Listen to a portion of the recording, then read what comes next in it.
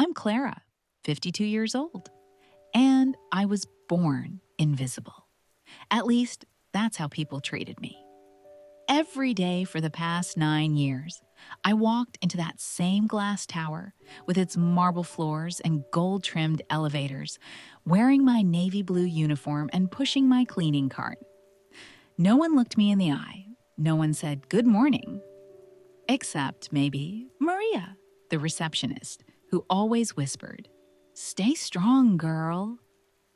That morning started like any other until I found the envelope. It was resting on my cart, white and heavy, with my name in black ink, Clara Santos. My hands trembled as I opened it. A handwritten invitation from him, Mr. Arthur Bresson, CEO, Millionaire, untouchable. He wanted me to attend the annual corporate gala at the Grand Palace Hotel. Me, the cleaning lady. At first, I laughed. It had to be a joke. Someone mocking me again. They always did. Laughing when I passed, whispering when I bent to scrub the floors. But something about the signature. It was real. And then came the message at the bottom. Let's see if you truly belong among us. A challenge, a trap. I knew it. He wanted to humiliate me in front of everyone. But that night, I decided I wouldn't run. I would go. Not as their joke, not as their cleaner, but as a woman who had dignity, pride, and something money could never buy. The Grand Palace Hotel towered like a golden cathedral, its crystal chandeliers flickering like stars trapped inside glass. I had only seen its lobby from behind a mop, but tonight, I walked through the front doors in heels that clicked like confidence against marble. I had borrowed the dress from Maria's cousin, deep emerald green, satin, with a neckline that said, "I exist." My hair, done by Rosa from apartment 3C, was pinned in waves, and the makeup, simple, but strong enough to make people look twice. When I stepped in, silence rippled like a wave. Executives turned, whispers floated. Who is she? Isn't that number can't be? But it was. I caught Arthur's eyes across the room. He stood by the balcony, champagne in hand, tailored suit sharp as ever. He smirked. Of course he did. This was his game, after all. And everyone was watching. But I wasn't there to play. I was there to be seen. Near the bar, I spotted Peter, one of the junior managers. He used to leave coffee cups on desks for me to clean, never once saying thank you. Tonight, he offered to buy me a drink. "Clara?" he asked, blinking. "You look incredible." I smiled. Funny how a dress changes the way you see a person. His cheeks flushed. Arthur approached finally. "Didn't expect you'd come," he said, eyes narrowing. "I did," I replied, "and I'm staying." His jaw tightened. Enjoy it while it lasts? But I didn't flinch, because for the first time in my life, they felt small. And I felt tall. I moved through the ballroom like I belonged. Every eye followed me. Not because I was loud, but because I was something they didn't expect. Unshakable. But beneath my smile, my stomach churned. I could feel the trap tightening. Arthur had power, real power. This was his kingdom, and I was trespassing. Soon, the whispers returned, sharper now. "I heard she's just the cleaning lady." "Maybe she's sleeping with someone."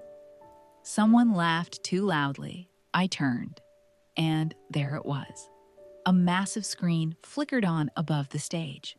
Pictures of me, cleaning toilets, scrubbing the boardroom floor, carrying trash bags, each one more humiliating than the last. Gasps filled the room. "Ladies and gentlemen," Arthur's voice boomed. "Tonight, we celebrate honesty. So, let's honor someone who sees more of this building than anyone else." People chuckled. Some looked away in shame. Others stared, enjoying the show. I stood frozen. This was the moment he had planned. Public humiliation. But then, someone clapped, slow, firm from the back. It was Mr. Hollister, retired founder of the company, a man of few words and deep wrinkles. He walked forward, eyes burning. "I built this company with calloused hands," he said. "I cleaned floors too. And this woman," he pointed at me, "reminds me what dignity looks like." Silence, no music, no laughter, only him. He turned to Arthur. "Son, pride comes before destruction, and a haughty spirit before a fall." His words struck like thunder, straight from Proverbs. Arthur went pale. The crowd shifted. Some turned away from him, others toward me. And in that moment, the power shifted. After the speech, everything changed. But not in the way you'd think. I became the center of attention. Not because they respected me, but because now they feared what I represented. A mirror. A reminder that real value couldn't be bought. Arthur avoided me for the rest of the evening, but I knew it wasn't over, and I was right. 2 days later, I was called into HR. "Clara," the director said with a strained smile, "we've had complaints." "Complaints? About what? About you disrupting the company culture?" I almost laughed. But then she slid a document across the table. Termination, no reason, no explanation. Just a signature line and a box of my things waiting outside. I stared at it, my heart pounding. This was revenge. Silent and legal. I stood. "Is this from Arthur?" I asked. She didn't answer. I walked out without signing, because they couldn't erase my dignity with a paper. That night, Maria came by my apartment with food and tears in her eyes. "You knew this might happen," she whispered. "I did, but you still walked in that room like a queen." I nodded, swallowing my pain. "And I'll walk into the next one too." I spent the next week applying for jobs. Nothing. Doors stayed closed, whispers traveled faster than resumes. My bank account shrank. My hope nearly vanished. Until I got a call from Mr. Hollister. He asked me to meet him, said he had something to show me. I said yes, because I had nothing left to lose. And sometimes, that's when you find everything. He met me in a quiet cafe, far from the city towers. Mr. Hollister wore an old coat and carried a folder under his arm. His eyes were soft but sharp, like someone who'd seen everything and survived it. "I've been watching that company crumble from the inside," he began. "When I left, I thought they'd honor what we built." I stayed silent, unsure where this was going. "But then I saw you, Clara, standing tall in a room meant to break you." He slid the folder toward me. I opened it. Legal documents, ownership papers, corporate transfer forms. "What is this?" I asked, breath catching. "I still own a percentage of the firm, quiet but powerful, enough to make decisions." My hands trembled. "What kind of decisions?" "I want you to lead the cleaning division. Not just clean, run it. Build it with the same strength you carry inside. Hire who you trust. Set the standards." I stared at him, disbelief thick in my throat. "But No," he cut in. "You're not just anything. You're exactly what this company forgot it needed." Tears burned my eyes. He placed a hand on mine. "God lifts the humble," he said gently, "and casts down the proud."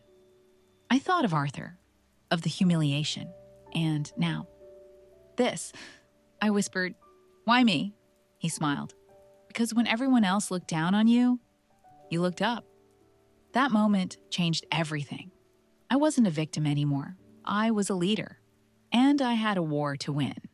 Not with anger, but with purpose. News spread faster than fire. By the end of the week, every hallway buzzed with the same name, Clara. Not the cleaning lady, not that woman, just Clara.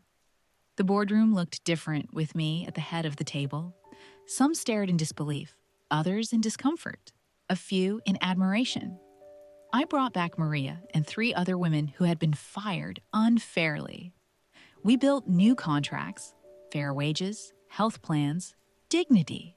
No one would feel invisible again. But Arthur? He didn't take it quietly. He walked into my new office one afternoon, uninvited, jaw tight. "So, this is how it ends?" he asked. I didn't even look up from the papers. "This isn't the end, Arthur. It's just the correction." His laughter was bitter. "You think you can erase me?" "No," I said, finally meeting his eyes. "I think you erased yourself." He leaned in. "You don't belong here." I stood slowly, letting silence speak first. "I cleaned this building for 9 years. I know every crack in the tile and every lie behind the glass." I stepped closer. "I belong more than you ever did." He left without a word. That night, I walked the corridors one last time with a mop in hand. Not to clean, but to remember. Mr. Hollister met me at the elevator. "You did more than survive," he said. I nodded. "I built something. And it's only the beginning." I looked at my reflection in the gold doors. Not a servant, not a decoration. A woman with scars and strength. The first months weren't easy. Managing a team, handling budgets, facing resistance from executives who still saw me as less than. It all came at once. But every time I felt fear creeping in, I remembered who I used to be, the woman who cleaned after midnight and still came home to care for her mother. The woman who ate lunch standing in storage rooms and still smiled when others looked away. Now I walked into meetings with purpose. "Why are we investing in cleaners?" one director scoffed. "Because when your floors are clean," I replied, "your foundation is solid. And that's something this company forgot." Some rolled their eyes. Others took notes. I wasn't just managing staff. I was rebuilding a culture. We started training programs, offered career growth, people who had once whispered. Now, stopped to thank us. One afternoon, Rosa, my neighbor, who used to cry over unpaid bills, stood in my office in her own uniform. "I never imagined this, Clara," she said. "You gave me hope." I smiled. "No, Rosa, you gave yourself that. I just opened the door." Late one night, I found a Bible left behind in the break room. I opened it, and there, underlined in faded ink, I read, "Whoever exalts himself will be humbled, and whoever humbles himself will be exalted." I closed it slowly and whispered, "Amen." Not as a prayer of victory, but of peace. I hadn't taken revenge. I had taken control. And finally, I knew who I was. The company's annual shareholders meeting was coming, a storm brewing on the horizon. Arthur wasn't gone. He lingered like a shadow, whispering doubts into ears of powerful men. Rumors flew. "Clara's in over her head. She's changing things too fast." One afternoon, I received a call. "Meet me in the conference room, alone." It was Arthur. My heart pounded, but I went. Inside, the room felt cold, empty. He stood by the window, eyes sharp but tired. "Why won't you quit?" he asked. "Because I'm not afraid anymore." He laughed. "You think this company belongs to you now? Number it belongs to everyone who works here." He shook his head. "You don't understand power, Clara. This is a game." I stepped forward. "Then teach me." He smirked. "There's a way to break you." I'm going to find it. I didn't flinch because I had learned to stand firm. Outside, Maria waited, ready to support. And inside, I made a silent vow. No matter what came, I would fight, not with anger, but with grace. Because true power isn't in wealth or status, it's in the strength to rise. The day of the shareholders' meeting arrived like a thunderstorm. Tension buzzed in the air, thick enough to cut with a knife. Arthur stood at the podium, ready to challenge everything I'd built. But I was ready. When it was my turn, I walked up with calm steps, heart pounding but voice steady. "Ladies and gentlemen," I began, "this company isn't just a business. It's a family, a community, and it belongs to every worker, from the CEO to the cleaner." Gasps and murmurs filled the room. I've seen what happens when pride blinds leadership, when greed replaces respect. Arthur sneered. "You speak like a child who thinks she's a queen." I smiled, undeterred. "Maybe, but even a queen starts with humility." I paused, then quoted softly, "Pride goes before destruction, and a haughty spirit before a fall." The room fell silent. I continued, "We've created a culture where dignity is the foundation, where every voice matters." Arthur's face tightened. Then, unexpectedly, he sat down. The board followed. The vote came, and we won, not just for me, but for everyone who had ever been invisible. As I left the stage, I felt it. A weight lifted. I was no longer the cleaning lady. I was a leader, a beacon, a proof that faith and courage could rewrite any story. Months later, the office felt different. Laughter echoed where silence once lived. Maria brought fresh flowers to my desk. Arthur never returned to the boardroom. But I didn't celebrate with arrogance because I knew this victory was fragile. One afternoon, I sat by the window, watching the city lights flicker. I whispered a prayer, remembering Mr. Hollister's words. God lifts the humble and casts down the proud. Faith had carried me through storms I never imagined. I thought of every woman who had ever felt invisible. And I hoped they'd see this, not as a fairy tale, but as a promise that no matter where life begins, no matter the shadows we face, with faith, dignity, and courage, we can rise and maybe, just maybe, change everything. Thank you for listening to my story. If you've ever felt unseen, remember, you belong.